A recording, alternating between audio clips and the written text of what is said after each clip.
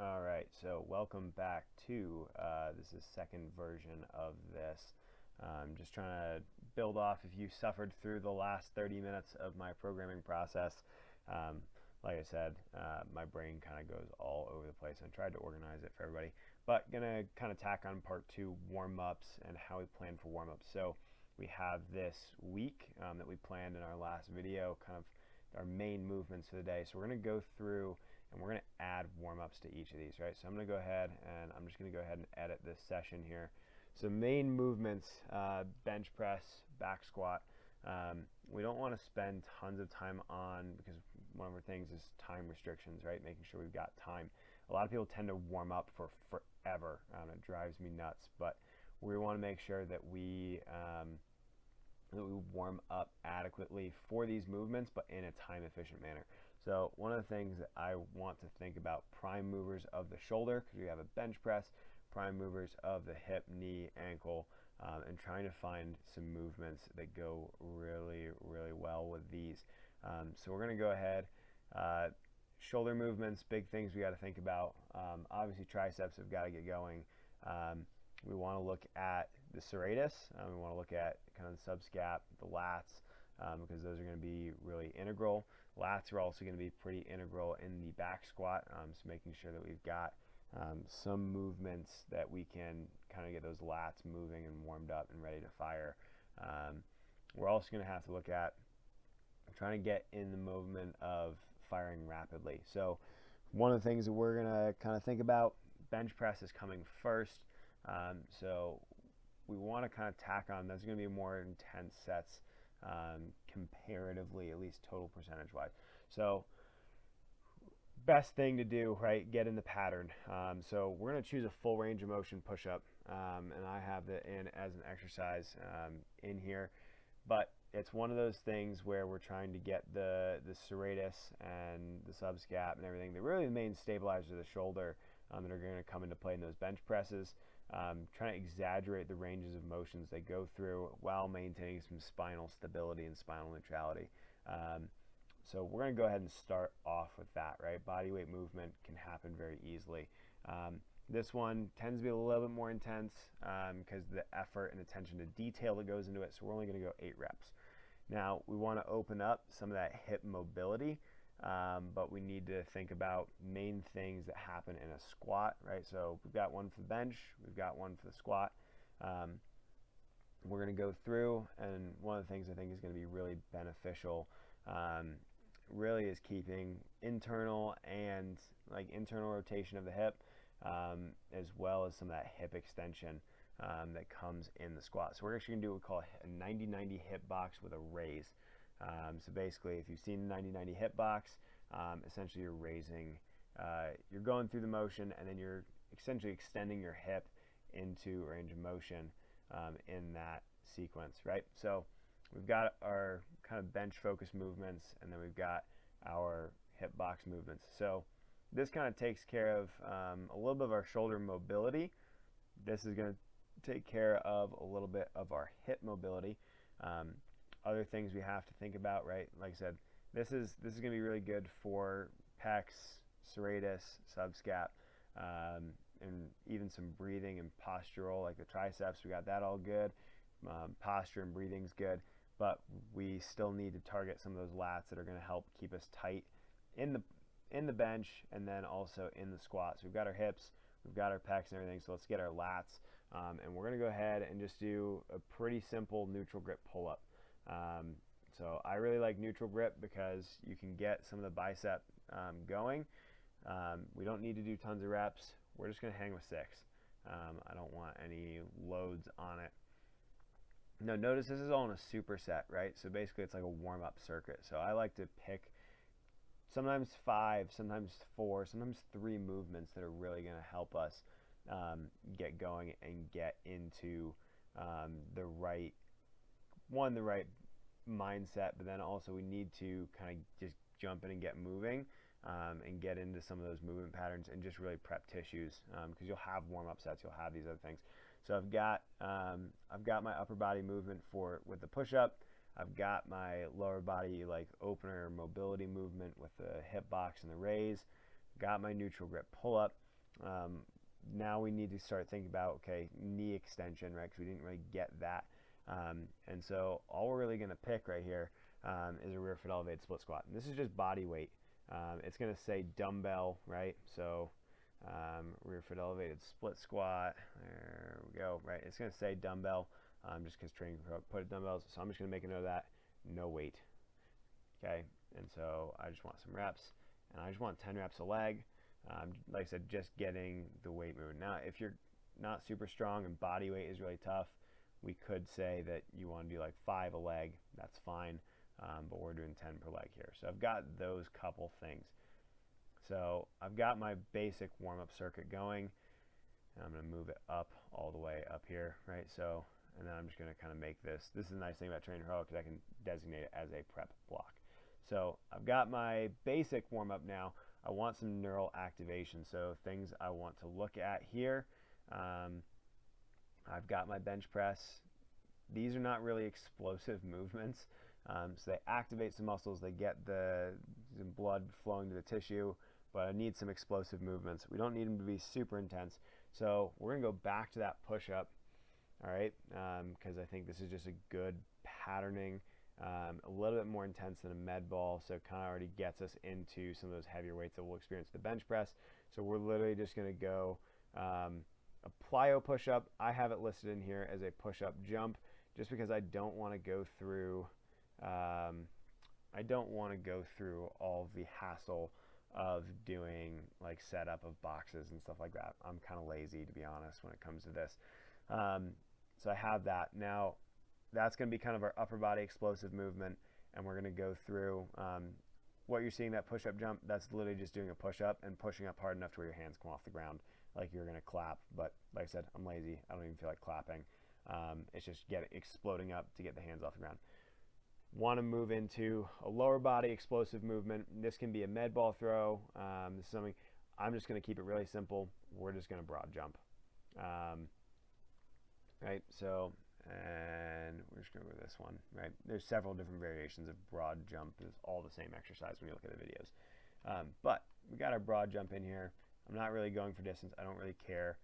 This is still part of our prep work. Now, I'm going to put a superset instruction into this just to remind myself. I'm going to rest 60 seconds between sets. Okay. Notice the reps here, though, right? I don't want to accumulate fatigue. So the reps are fairly low. Like, you could do 10 reps of this push-up jump, or that plyo push-up, but we don't really need to, right? We want to keep the force output and power outputs high. Same thing with broad jump.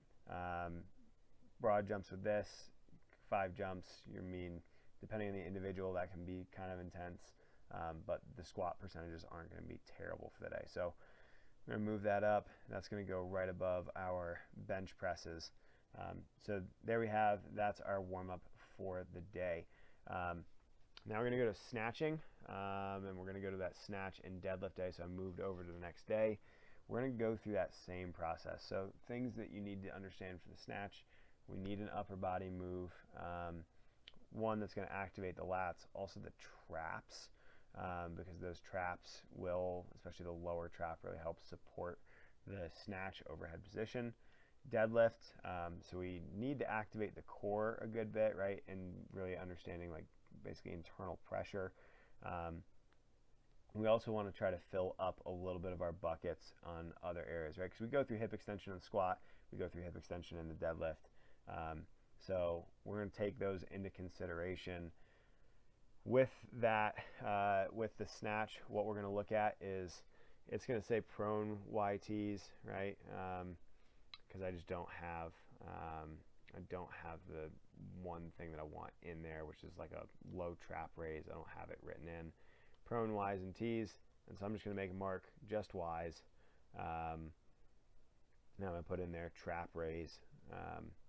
If you haven't read James Tatum's physical preparation for weightlifters, or GPP for weightlifters, I can't remember what the book's title is. I haven't actually read the book. He gave a good presentation on it at a conference a couple years ago on applying that, especially for weightlifting.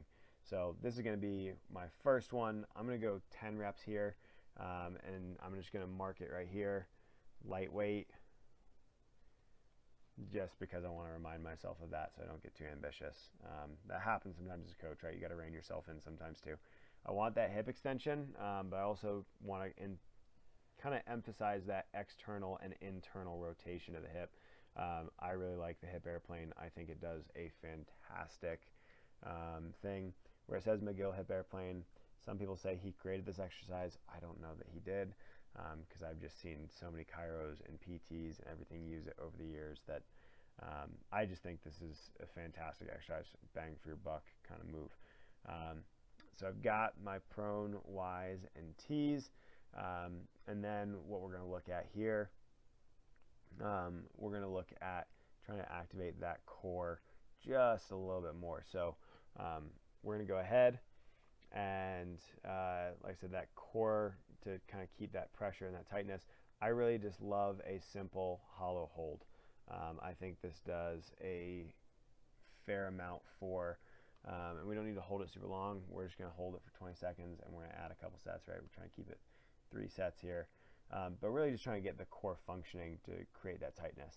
I don't need tons more past this because we're going to end up doing a barbell. We're going to end up doing a barbell warm up for the snatch. It's a little bit more snatch specific. That's just going to be based on how I feel that day, though. So we're going to move this up. Now, there's going to be something you noticed yesterday we added in. Where are we? Here we go. Right.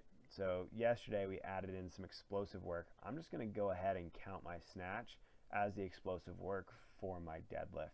Right. I mean, these snatch velocities, if we were to take an actual velocity on this, I mean, peak velo is going to move like 2 meters a second.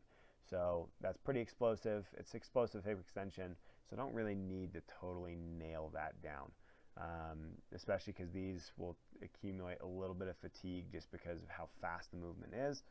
I don't need to go ahead and, you know, add extra to that by doing a bunch of jumps or something like that before. Rest day, don't need to do anything, right? I'll probably do some light stretching and maybe some maybe 10 minutes on a bike and then actually do some stretching for those things.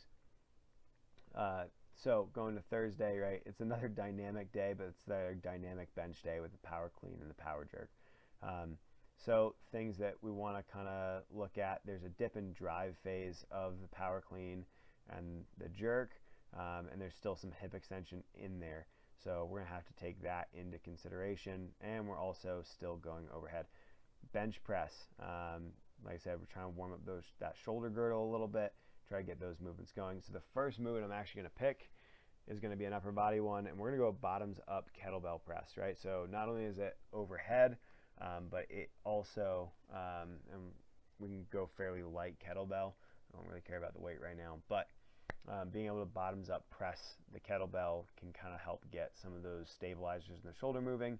It goes overhead, so helps open up that thoracic mobility, and then also can help us increase some of those stabilizers for the bench press. So we kind of get a overall encompassing better movement out of this. All right, so we've got that taken care of. Bench, we need to worry about the lats again. I don't feel like doing pull-ups. We're going to go in a different plane of motion, and so we're going to go TRX row, right? Okay, so we've got 2 upper body ones, and I don't know, I threw that one in there because my mind is still in the bench press right now. But what we'll end up doing, I like 3 sets of 10. These hypertrophy sets, they're fairly simple, and so being able to just do those as movement prep is pretty good. I'm not going to combine these as a superset yet, just because I realize I want a lower body movement in there too. The Olympic lifts are more like a squat and like a hinge, so I want those quads activated a little bit. One of the big things that I teach and am a huge fan of promoting is the knees back and out kind of method and approach. So I want some of that external rotation at the hip to be present. I need some of that ankle mobility. So I'm going to go ahead and do a curtsy lunge. It's in here as a TRX curtsy lunge for people that need a little extra balance. But I'm just going to go 10 total reps here as kind of my lower body primer. All right. And I'm just going to move that up, and then I can, no, I want to move that up in the superset. There we go. So I've got an upper body move and then a lower body move. upper body move. And then I want to actually add in a little bit of explosiveness. This TRX Curtsy Lunge really hits multiple different things, right? Like I said, we get the external rotation of the hip, we get the ankle dorsiflexion, especially if you use it without the TRX and kind of let that body lean forward a little bit. And just you go through knee extension and hip extension with it when you stand up for each rep. So I really like that one. That's a really, like I said, it's a nice bang for your buck exercise. So we're going to go a little bit more explosive for our last one, and we're just going to do a Russian kettlebell swing. I don't need to fatigue my shoulders by doing an American swing like CrossFit tends to kind of count. I just need a lighter weight that is going to allow me to open up the hips a little bit, right? So we've got that linked in. Now you've probably noticed there's not a whole lot of foam rolling going on. If you like foam rolling, great, throw it in at the beginning of your workouts. We have to look at the lasting effects, and like I said, time efficiency wise, get going and getting moving is probably one of the best things that you can do for your training, because we need to understand that if I spend tons of time foam rolling, and you see people that foam roll their entire body, by the time they get to, here, the foam rolling effects have probably worn off already, right? Which may be good. Sometimes, like I said, it's not a bad thing to foam roll, but we just need to be aware of how long those effects last and what's really going on, right? And a lot of the research that I've seen has said that foam rolling doesn't really work more than 10 to 20 minutes. So you can do it, but at the same time, if we hop in and get some neural kind of movement in the blood flowing, tends to loosen up things pretty well too. As long as we're really kind of thinking through the process that we want for those movements, right? Again, not going to go through a circuit of explosive work because I already have that with the power clean and power jerk, right? It's explosive upper body, it's explosive lower body. There's going to be a lot of sets and reps in there. I'm also going to do a barbell warm up in there, so I don't need to add a ton of stuff into there. Now, back squat, day 4, right? So these are heavier sets, things we got to take into consideration. Hip extension, knee extension, ankle dorsiflexion, priming the foot up a little bit.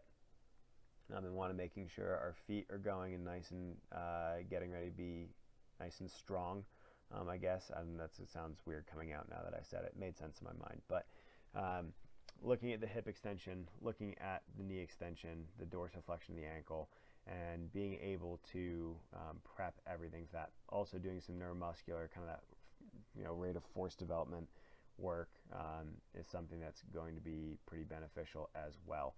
Okay, so big things. Obviously we want that internal rotation. I like the hip airplane. It's a big bang for the buck exercise again, so we're going to throw it in again. And that's one of those things, people like variety. I really screw your variety. I don't care. Be consistent, master some of these stability exercises, and do what's best bang for your buck, because if you can actually get going, you don't have to spend hours upon hours in the gym. Okay, so we got a hip airplane. We're going to go and try to get those lats activated again. I'm not, like I said, we already did a body weight like chin up, pull up earlier in the week. We did a TRX row. So we've got 2 different rowing variations that we've kind of used, but basics are basics for a reason. And so what we're going to do, we're just going to do a bent over dumbbell row, and we're just going to make that connotation light, okay? And then really just going to emphasize squeeze the lats, right? And this is not necessarily as much for me, but if you're one of the people following this program, this is a good thing to consider, right? Just I'll add that extra exercise in there for you, okay? But or at least the instruction in there. So we've got that. We've got our hip airplane, a little bit of mobility. We've got our bent over dumbbell row. One of the things also I think people forget about, right, in stabilizing the squat is working through and activating certain things. We always talk about stretching our hip flexors, but how about we actually strengthen them and get them moving? So that's something that, especially increasing the hip flexion at the hip, we want to go ahead and get those hip flexors going. So I'm going to choose a half kneeling hip raise. Now, this is really nice because it's a movement that'll get us into kind of this neutral position. Like I said, I'm just going to go 10 reps. People say activate, prep, prime, whatever you want to call it. This is really good for hip flexors, one that I've found really helps get some of those things going. Got 2 lower body moves. Again, want to be able to keep tightness and being able to kind of get things moving with especially the obliques and being able to create intra-abdominal pressure and trying to be able to stabilize the spine. I don't actually know if I have this one in here now. Do I? There it is, right? Banana roll, right? So, or arch to hollow holds. There's 2 different ways that you'll see people put it in there. I don't want tons because these can be kind of hard. I want to make that optional, right? I wish I had a video of that now. I guess I'm going to have to film a video and put that on YouTube. But having that banana roll is one of those core exercises that teaches a little bit of motor control throughout the obliques, but then also really re-engages that force and trying to basically light up the stabilizing musculature of the core, right? So you've got your transverse abdominis, you've got your obliques, even like the QL, things like that are really start to get impacted in that banana roll or arch to hollow hold, whatever you want to call it. Then again, back squat, that's one of those things where we're really looking at some hip extension explosion. We're going to go ahead and we're going to do some prep work for that. Box jump, right? This is something that is super simple. I like it, minimal setup. You can jump fairly easily. Hopefully that'll load. There we go. Don't really need to. I mean, we don't need to go crazy on the reps. We don't really need to add any extra movements because it's just the back squat that we're doing, right? So we're just going to rest 60 seconds between sets. And that's going to be part of our prep work. And so we are going to move our warm-up thing here just before our squatting. And then we will move our box jump before our squat. Okay? Now, day 5, deadlift and bench press. So need to look at those movements again. Basics are basics for a reason, right? Push-up, literally just a regular push-up, right? So we're going through those bench pressing motions again.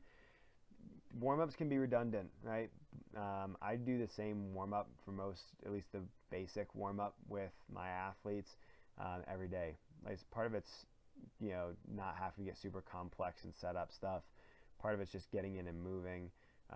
We want simple movements. We want things that are effective. If you do a push-up really well, this is something that can be really good, right? So we got push-ups, and we're just, like I said, we're going to keep the reps low, so we're just going to go 3 by 10. If you haven't figured it out, I really like 3 sets of these warm-up exercises. It's enough to get the blood flowing, heart rate up, things like that. So we've got that going. We need a lower body movement. We already did our 90-90 hip boxes. We've done our curtsy lunges. With the deadlifts, we need to think about hip extension. And there's one movement that we haven't done in here yet this week is a warm-up, and that's just our simple reverse lunge, right? So all we really want, and I'm going to put this in here as a reminder for myself and anybody else that's doing the program, knee over toe, right?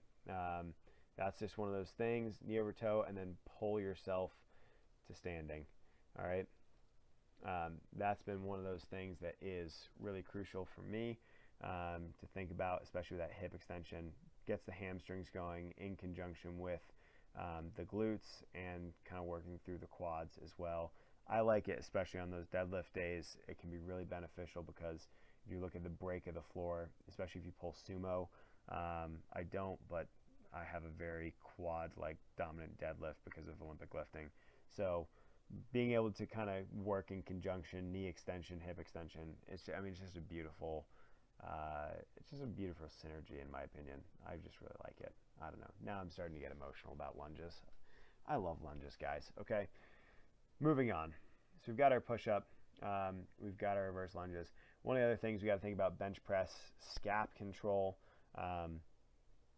That's one of those things that we need to think about with the bench press. If we're trying to bench press for max weight, being able to kind of get those scaps moving back and behind, those can be really, really beneficial. So being able to move in and get those scaps retracted and pull apart. So being able to just kind of get the shoulder blades moving. This is one, especially if you've got a small band, you can do pretty high rep and just kind of activates the shoulder blades. Wow, I can't believe I just named a bone as being activated. Okay, guys, I'm filming this at like 9 something, and I'm tired this week, so forgive me if I say some dumb things. It's also the first time I've ever like recorded myself going through this process, so it's fun. Push up, reverse lunge. So I got 2 upper bodies. We're gonna get another lower body in there. Really gonna try to emphasize some of those lats again. We've done some TRX rows. We've done some neutral grip pull-ups, but pull-ups are pretty good. But we've got our 2 upper body movements. I don't know why I started talking about pull-ups again. Maybe I'm just really on the upper body stuff. I'm not even going to edit this out. Like, this is great. Just me rambling for 25 minutes. So, lower body exercises. We've got what we really need, but if we wanted to add a little extra bang for a buck, I really like doing some single leg RDLs without weight, because that gets the hamstring and hip extension going. You also notice I like to pick 4 exercises, 2 upper body, 2 lower body, which is why I was really fighting to think about that single leg RDL for a second. But we've got the single leg RDL, no weight. Want to make sure that's clear. Knee recovery. I like this because it's a nice stability thing, and when you bring your knee forward, it's really just a beautiful thing to create some need for balance and awareness of the foot. All right, so we've got our warm-up exercises for the week. Right, now these aren't exact. You know, you can really, there's so many different ways to attack warm-ups, right? Like, I bash foam rolling. I like foam rolling post-workout because it tones down the sympathetic tone. I really just, like I said, like to get in, get moving, and kind of tackle those things, right? So if I go back to our calendar, we've now got, all of a sudden, we've got our warm-up layout for the week. Once this loads, where to go? Oh, down to the bottom. Okay. So now all of a sudden we've got our warm up, we've got our main movements in for the week. Okay. So that's kind of how I program warm ups, especially if it's lifting based. If we're doing some sprint work, I'd probably have a little bit lower. I'd have some more plyometric and like low level plyometrics in there.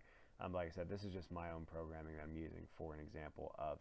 Right. So we assessed kind of what our main movements were for the day, kind of the needs of those movements, what need to be functioning properly to get there. We chose some movements that are going to create some stability. We chose some movements that are going to increase our rate of force development, like some plyometric stuff. And then also just making sure we're getting moving, going through some full ranges of motion and things like that. So hopefully that helps out. Hopefully you get a little bit more of my mind on the aspect of warming up. And the next video we do on this is going to be about the hypertrophy work and the accessory work that's going to go into each of these things. So hopefully you get something out of that. And until next time, we'll see you here behind the screen.